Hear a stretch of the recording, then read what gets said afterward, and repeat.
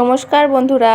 তো আমি আজকে এসেছি ছোট্ট একটা ব্লগ নিয়ে। তো আজকে আমার শ্বশুর শাশুড়ির বিবাহবার্ষিক, 40তম বিবাহবার্ষিক। তো সেখানে আমরা ছোট কিছু আয়োজন করেছি।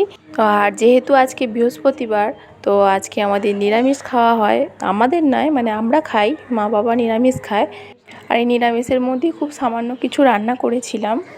আর আমি আসার পর থেকেই দেখছি খুব সিম্পলভাবেই ওদের বিবাহবার্ষিকটা পালন করা হয়। তো যেহেতু এবারে 40তম বিবাহবার্ষিক, তো ভাবলাম ছোট্ট একটু কিছু সারপ্রাইজ দিই।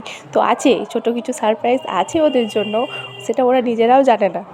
তো চলো যাই, সকাল সকাল রান্নাটা সেরে নিই। রান্নাটা সেরে নিলে বাবা জলখাবার খেতে আসবে, আর তখনই তাদের জন্য সারপ্রাইজটা অপেক্ষা করছে।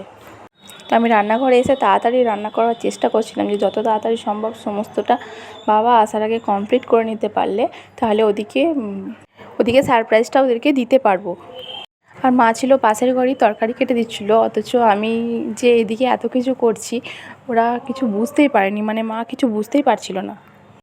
আর তোমরা দেখতে পাবে যে ভিডিওতে আমি যে কথা বলছি তার মুখের সাথে আমি এখন যে ভয়েস দিচ্ছি তার সাথে কোনো মিল নেই, কারণ আমি তখন এতটাই আস্তে আস্তে কথা বলছিলাম যাতে ওরা শুনতে না পেয়ে যায়। তো সেই কারণে আমাকে এখন আবার ভয়েস দিতে হচ্ছে। আর আমি ভেবেছিলাম রান্নার মাঝে ছোট ছোট ভিডিও নেব, কিন্তু তাড়াহুড়োর মাঝে ভুলে গেছি।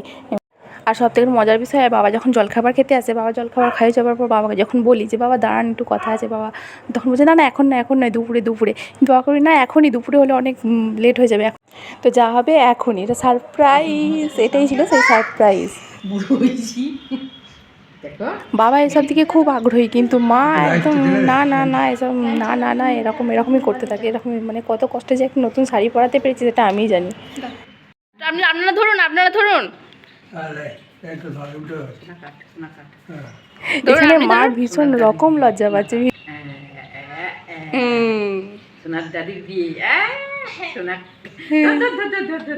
বাবা পোজ দিচ্ছে, দেখছেন এদিকে তাকিয়ে। বাবাকে যখন বলছি কেকটা কেটে মাকে খাইয়ে দিন, বাবা তখন কেকটা কেটে মাকে খাইয়ে দিতে যাচ্ছে, কিন্তু মা বলছে না না, আমাকে একদম খাওয়াবে না, কিন্তু আমাকে একদম খাওয়াবে না,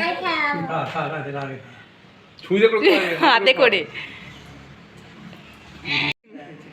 এই কেকটা আমি আগের দিন বাজারে গিয়ে ছোট্ট একটা ব্যাগের ভিতরে লুকিয়ে নিয়ে এসেছিলাম, নিয়ে এসে ঘরের মধ্যে খাটের তলায় লুকিয়ে রেখেছিলাম যাতে না বুঝতে পারে।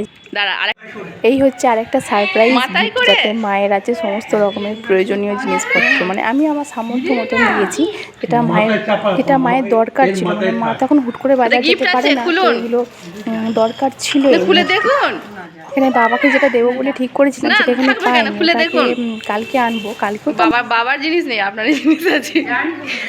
বাবারটা কালকে খাবো, কালকে আর একবার খাবো, কালকে বাবারটা দেবো। পাখাটা চালিয়ে দিই। বাবাদের ছেলে নীরব অবস্থায় বসে আছে,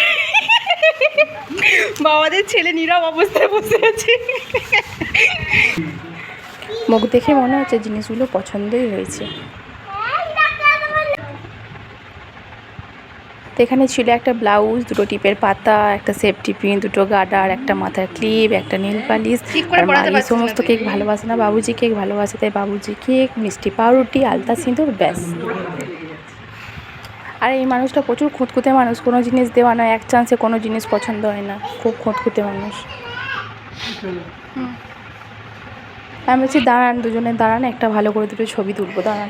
আপনি ক্যামেরা না তাকিয়ে মা ওদিকে লজ্জায় এদিকে তাকিয়ে আছে।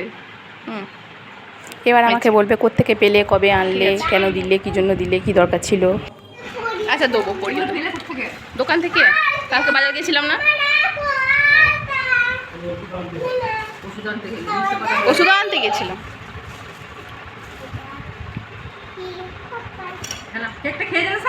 খেয়েছো?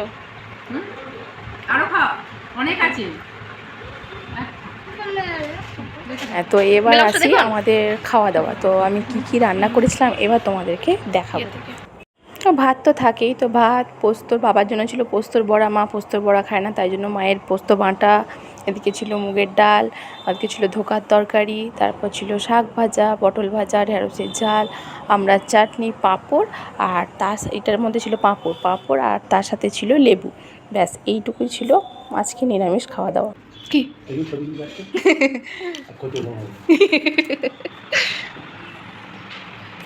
তো বাবাকে বলেছিলাম যে বিবাহবার্ষিকীতে আপনি কি খাবেন, বাবা বলেছিল রাত্রিবেলা মাংস খাবো। বাবা ভুলে গিয়েছিল আজকে বৃহস্পতিবার। তো আমি যখন বললাম যে আজকে বৃহস্পতিবার, তখন বলেছে তাহলে থাক, মাংস অন্য দিন খাবো, তো আজকে একটা তাহলে বড় মাজা নিয়ে আসবো, তো সোনাও খাবে তোমরাও খাবে। ঠিক আছে। আমাদের রাত্রিবেলাতেও খাওয়া দাওয়ার ভালো রকমই তোড়জোড় আছে। তো রাত্রিবেলা হবে চানা পনির, আর তার সাথে হবে রাধাবল্লভী। এর আগের বছর যখন বিবাহবার্ষিকী হয়েছিল তখন ওই বৃহস্পতিবার দিনই পড়েছিল, তখন এই সেম মেনুটাই হয়েছিল।